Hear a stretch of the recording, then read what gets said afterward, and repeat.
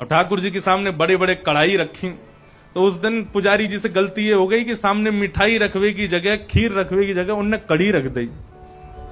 कड़ी रख दी, कड़ी के पीछे चावल रख दिए, चावल के पीछे मिष्ठान रखा और सब सजा दिए सामने। और सजा करके रसोई घर की किवाड़ लगा के 45 मिनट का भोग लगता है, 45 मिनट के लिए पुजारी जी चले गए।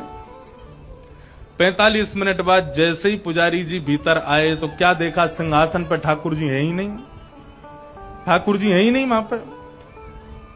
पुजारी जी बोले, अरे भैया ठाकुर जी कहां गए? पूरे मंदिर में हल्ला है, वो सब इकट्ठे है गए, ठाकुर जी कहां चले गए?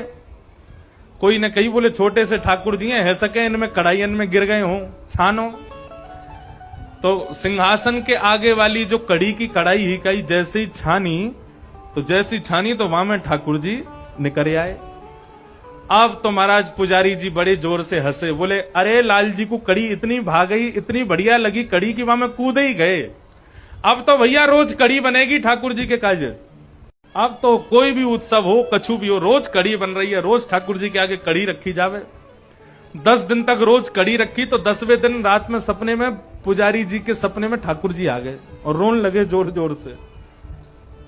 पुजारी जी बोले, ठाकुर जी रो काई को रहे हो? बोले मैं यहां मारे रो रहा हूं, तुम रोज कड़ी को भोग लगा रहे हो। बोले मैं तो यहां मारे लगा रहा हूं, बाद में आप कड़ी में कूद गए, इतनी बढ़िया लगी कि वहां में डूब ही गए, तो हमको लगी कड़ी ज्यादा पसंद आ गई है, तो रोज कड़ी को भोग लग रहा है।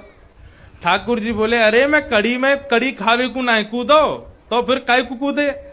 बोले तुमने खीर दूर रख दी, मैं तो खीर खावे जा रहा हूं, बीच में कड़ी पड़ गई, सुबह में गिर गो। अब तुमको लगी कि मुझको कड़ी पसंद है तो रोज कड़ी को भोग लगा रहे हो। भैया मैं तो खीर खावे जा रहा हूं। फिर पुजारी जी ने क्षमा मांगी, अरे हमसे अपराध है गयो। तब से फिर ठाकुर जी को मिठाई आगे रखी जाए, वाके पीछे नमकीन सामग्री रखी जाए।